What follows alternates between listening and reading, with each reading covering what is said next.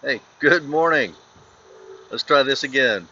So it's Sunday, and on Sunday, we reflect on the week and we see what we can learn and apply in the coming week. So I have to start with a slight correction because yesterday I said that I'd return to home to my backyard in Kentucky, and my current backyard is actually in Ohio, not in Kentucky. However, after I did my show yesterday, I loaded up the truck and headed to Lexington to get my son moved into an apartment before the start of his first semester of graduate school. He's studying social work. He's getting a master's of social work at the University of Kentucky. After I dropped him off, I went off to Buffalo Trace Distillery in Frankfort in search of a bottle of Blanton's Bourbon. Now, I was extremely impressed with Buffalo Trace's reopening protocol. Um, I pulled into the parking lot where one of the directed me to mask up and proceed to a visitor check-in. So they had a check-in place, and there they asked me a couple of questions about how I was feeling, and then they took my temperature with a touchless thermometer. And since that was successfully normal, I was I walked up toward the gift shop. They had team members all over the place directing visitors to where they needed to be. They were still doing tours, very small groups, but I went over to the gift shop. At the gift shop, I found a nice long serpentine line that had everybody beautifully separated with these beautiful Buffalo Trace dots on the ground. It was very Disney-esque, right? We had the serpentine line in every spot, and everybody was complying with these rules. And I heard nobody muttering and nobody complaining about that social distancing or the restrictions on the number of people in the shop or the masks themselves. It was really great. Now, when it was my turn to enter, another team member collected my name and phone number specifically for contact tracing purposes. And she said that. She made sure I understood that's why they were doing it. And then they gave me a wristband.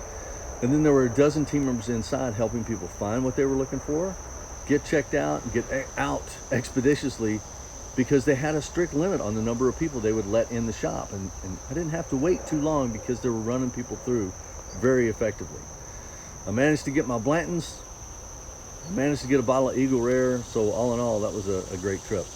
Yeah, I was very impressed. And even more, this was in the heart of a red state with a blue governor whose attorney general is suing the governor to remove protective restrictions that the governor has mandated. Now, I'm not a fan of government mandates. I'll tell you that in a second. But I'm wondering this week how something so scientific can end up political. And I really believe that that's a function of leadership. I really believe that our current president really doesn't like to share any news that can make him look bad at all. But it's a freaking pandemic, and it's hard for any president to look good with the information that's coming in. So what we got to be able to focus on are facts. I mean, even in countries that had noteworthy responses, like Australia. Australia has had a surge in cases this past week after they tried to reopen things. Maybe it's still too soon, or maybe we didn't do it right. But the doubt that we've sowed in openly defying the World Health Organization, the National Institutes of Health, and CDC on a political stage put all of us in a position of just, hell, I don't know who to believe. And that's the biggest problem. I don't know who to believe. Do I believe in the science or do I believe in the leadership? On Twitter, though, I saw someone demanding that someone show her any scientific study that showed masks were effective, insisting there were none.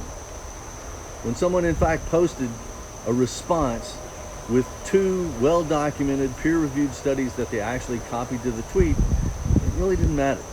She'd already made up her mind.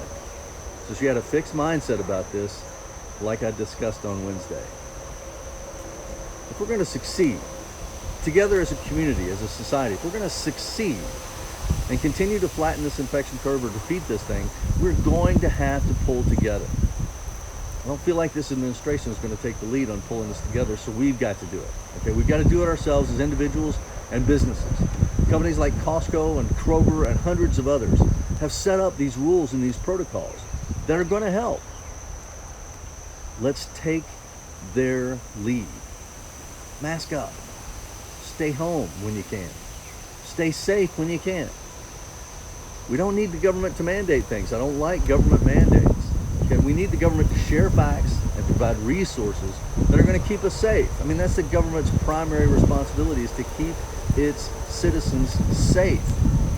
Sadly, because the citizenry fails so often, governments do have to fall back and mandate strict rules, which empowers them to do that again and again and again. And every time they do it, it erodes our liberties. And we can't have that. This is a free society. So it's up to us to set up a vision for our free society that cares about each other, that loves, that puts the needs of the many above the needs of the few.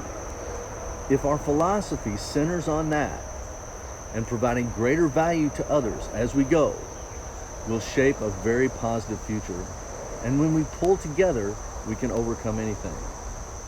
Okay, this coming week, I'm going to talk about more foundational components to creating that utopian society. Let's see how far we can get, okay? Enjoy the rest of the weekend. Please stay safe, stay healthy, have a great day, and I'll see you tomorrow.